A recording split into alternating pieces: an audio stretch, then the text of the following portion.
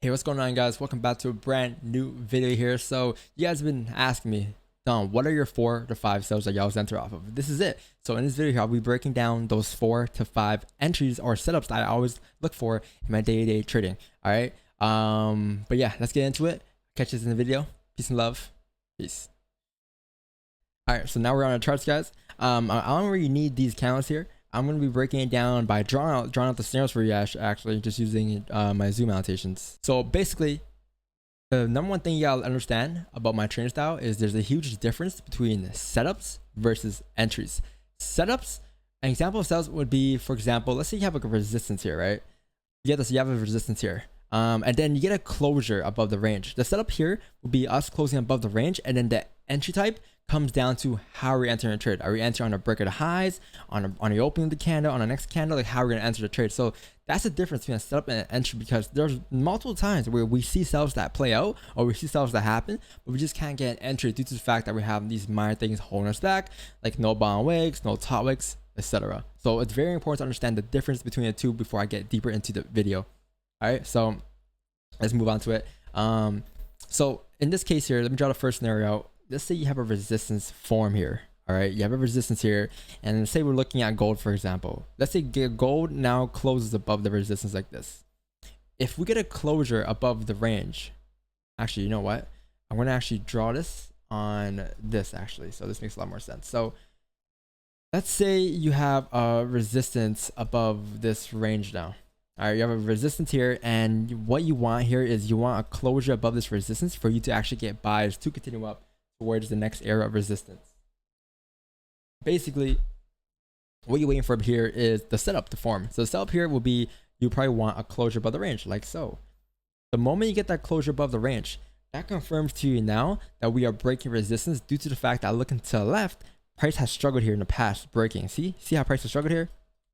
Struggle to break, struggle to break, struggle to break. It just means that there's a heavy resistance. So a closure above indicates that we are breaking above resistance, which is also doing what the candles to the left there couldn't do, which is stay above this resistance and close above. So therefore, in this case here, I will be looking for buys today, for price to push up, right? So if I'm looking for buys, where's my next target? Probably gonna be like around this resistance I want to say right here at 1824. So I'll look for buys going up. All right, so cool. We got a closure above now. That confirms that we are pushing up towards the next resistance, or a higher probability pushing up towards the resistance. I will now look for entries, my entry type now. So in this case here, if this candle closes above the range, I will expect the next candle to continue to push up like this, right? So I'll expect the next candle to push up as long as it respects the previous candle low for price to drive up to fill the range. So with that being said here, you can now get 2 entries here. If we get a small wick on this candle here, let's say we get like this wick here that we opened up with. So obviously when a candle opens up, the first thing 85% of the time it usually does is it creates a wick, right? It creates a wick like this. So if we get a small wick, let's say a wick like this, and then you flip bullish, that wick now looks something like this. That wick now looks something like this, right? Low wick. So if you get a small wick, what I'll do is, instead of entering on the opening of the candle, I'll enter on the break of the highs, the break of the previous candle highs, because I understand that once price breaks that previous candle highs, the current candle lows will be the new candle low of the new candle, obviously with the fact that we're breaking the highs, right? So this is once the low, but now that we're breaking the highs of this candle, this is now your new low being formed. So price shouldn't break this low if it wants to drive up. So I'll probably place a buy stop if you get a small wick to the downside before we pop up, a buy stop here, and once you get activated, I'll have my stop loss below the previous candle low or the current candle low, depending on where I want it at the time. Depends on the other time frames as well. But in this case here, let's say I have my stop loss below the previous candle low, entry on a flip on a break of the high, and now my TP will be somewhere up here for price to drive up. That is scenario or setup 1, entry 1. All right, setup 1, entry 2 now comes when you have a steeper wick. All right, so a steeper wick would be something like this. You expect price to come down, open up, and when price opens up, let's say the next candle doesn't have a top wick and it's creating a bottom wick right now. Let's say it's like it comes down pretty far like this, but it doesn't break the lows yet. What I'll do in this case is now I'll place a buy stop right here on the flip of the candle. The reason why I put a buy stop there is because once price flips bullish here, I'll expect that wick that we just formed, which is, for example, let me draw it out. That wick that we just formed right? That bearish candle I just drew, it now becomes a wick because it's flipping now. I'll expect that wick to be the new low of the current candle for price to drive up. So instead of entering on the break of the previous candle highs, I now enter on the flip of the candle. My stop loss is obviously below the previous candle low. Entry on the flip of the candle, buy stops will be activated, and then TP will be up here for the trade. So same scenario. That would be called setup number 1, entry number 2. All right, so that's 2 entries for the same setup. So you see where I'm going with this? So let's say now you come to setup number 1, entry number 3. All right, so entry number 3 will be something like this. Let's say you have price closing above the range like this, right? Obviously, and then now what happens is price closes bearish, but it closes bearish respecting the previous candle lows. It does not break the previous candle lows, or sorry, it doesn't close below this range here, right? So it closed bearish, but it's important to understand to the left that we closed respecting the support still. Therefore, we did not really break the support, and therefore price should continue down. So what I'll do in this case is I wouldn't enter off of the bearish candle. However, I want to enter on the break of the previous candle high or the current candle high, because this is called now the Celery play. As you guys may know, if you guys are on the streams every day, you guys know this is called the Celery play. In this case here, I'll place a buy stop right around here on the break of the bearish candle high, anticipating price to drive up. So what will happen? What I'll expect is the next candle opened up, and I want to break the highs. The moment you break the highs, my buy stop will be activated. I will then now be looking for buyers to continue up towards the next area of resistance, which is wherever the resistance that we had marked somewhere up here. All right, so that's what I'll be looking for. Stop loss is always going to be the current candle lows. The entry will be the break of the highs, and TP will be up here. So that will be the trade. The reason why we use a current candle stops for the Celery play is just because usually when a new candle opens up, obviously I explained it earlier, this low that we created would usually be the new candle low, and price therefore shouldn't break that low if it wants to drive up.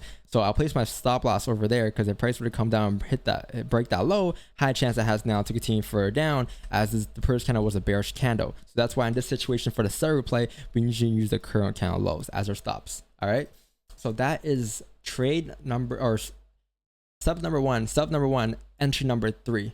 All right, guys, so this will be setup number 2, scenario number 1. So setup number 2 would be, in this case, a fake out. So a fake out in this situation would be if price were to close below the range now, right? Let's say price closes below the range. And also, this is why it's so important to have one bias for a day using the daily time frame or weekly time frame analysis to your advantage.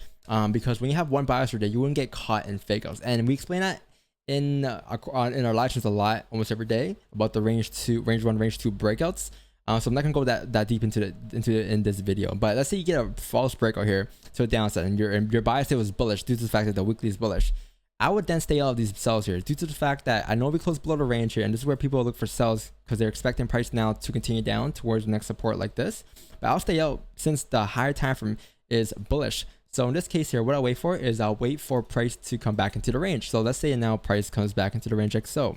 It now breaks back into the range, right? The moment you're breaking back into the range here, what I'll expect price to do now is I'll expect price to continue up to fill the range like so, because this is now a fake out down to go up using the higher time frame trend to our advantage. So in this case here, what we could do is we could, let's say you get a bullish candle closure back into the range. We could just take a buy position on the opening of the next candle for price to drive up.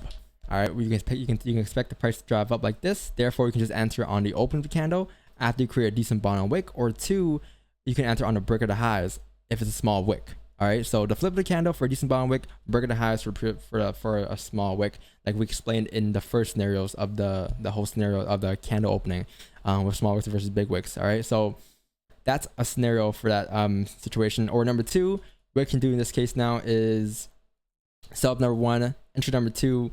If price were to close bearish now, right? So it closed back into the range. That scenario is closing back into the range already. We then now close bearish here, respecting that support still. So let's say you close bearish now and you respect the support still. Price is still respecting that support. Therefore, it's still valid to continue up. You can probably have a buy stop here now on the break of the high, expecting price to continue up the moment you actually break those highs for the 30-minute Celery play in this case, for price to drive up like so. So I'll place a buy stop on the break of these highs here. My stop loss will be the current candle lows, and my TP will be somewhere up here in this situation. All right. So that is setup number 2, entry number 2. And then I guess so this now is going to be setup number 3, entry number 1. So setup number 3, I'm gonna have to draw it out because I can't find like the perfect example for it. I'd rather draw it out here. So let's say now price pushes up, right? And your bias is bullish for a day. Price now pushes up towards the next resistance. You're expecting price to continue up. However, price can't continue up forever. So in this situation here, what can happen is price could now create a resistance, right? So the moment you create that resistance, you would now expect price to come down to create support somewhere. You don't know where yet, but the moment that support forms, so let's say now it forms all of a sudden right here. Support formed after resistance was created. You will now wait for price to close bullish at support. And some of you guys may know what this is. This is called the onion play. So if you get a bullish candle closure at support after price pulls back, you can use that to your confirmation with the fact that price is closing now at support. We're at the bottom of the range. You would now expect price to come up to retest the high of the range again, which is up here. So what you can do is you can enter again on the flip of the candle after you create a decent wick, or number 2, enter on the break of the highs of that previous kind of highs after you create a low wick. So the break of these highs basically. So that's what in this situation I would wait for and I'll enter off of, right? So this is setup number 3, entry number 1. Setup number 3, entry number 2 would be again a 15-minute starter play. Same thing can happen here as well. So let's say now you create a you close bearish here, but you close bearish respecting the support still. You're not really breaking below it, so therefore it's still valid for price to drive up. In this case here, you wouldn't enter a buy because price is bearish. You wait for a 15-minute starter play or a 30-minute starter play in this case, right? So the moment we come up to break the high, your buy stops to be on the break of the high, and your stop loss would be the current candle lows for price to drive up. So you guys see a pattern going on here.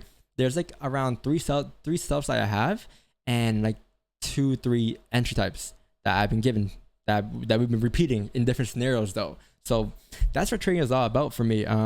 These are this is like basically my playbook that I follow every day. You know, like I don't really care whatever else happens in the markets. Markets can do whatever it wants to do, but I will only be active, or I'll only be active looking for positions whenever these setups that I want form. So that's a habit that I've been creating, or I've been building on for the past couple of years to months. And that's what we do every day. That's why I always repeat, chat. I always repeat to do the same shit every day, because we literally follow these same 4 to 5 setups every single day, and that's all we look for, right? And these setups here are tested by me personally, and I believe they all have an 80% plus winning rate, 80% plus winning probabilities to win rate. All right, so they've all been sample sized by me, they've been tested by me, and a couple of these things here we've added on to this year due to the fact that we spent majority of the year so far backtesting those small little things. But as of right now, this is where my trading is at on this day.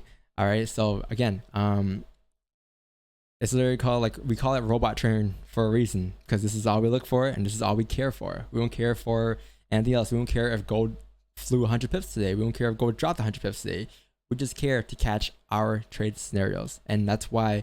And that's how you stay disciplined, and you don't get FOMO and emotional over anything else that happens in the markets. All right. And also with these trades here, like, yes, sometimes they will hit your stop loss. Sometimes they will, but it's okay. As long as you understand that they're high probability winning trades, and you're willing to take the same trade scenarios and same trade setups over and over again, understand that these are all high probability winning trades. All right. But there's that. Another question I got, it was that, Don, how to get rid of emotions? Again, the moment you find your playbook, your setups that you look for, that's all you're going to care about. It doesn't have to be exactly like mine. It can be your trade setups, but whatever trade setups that you find are profitable, consistent for you, that have the high win rate, that's all you will look for, and you wouldn't care for anything else that happens in the markets aside from those setups that you wanted. All right. But hope to answer all your questions. I hope this is a good video, and I hope you guys learn a lot from it. All right. We stream every morning at 6:30 a.m. Eastern. If you guys are new here, go leave a like, subscribe if you're new, and I'll catch you guys in the next video. Peace out.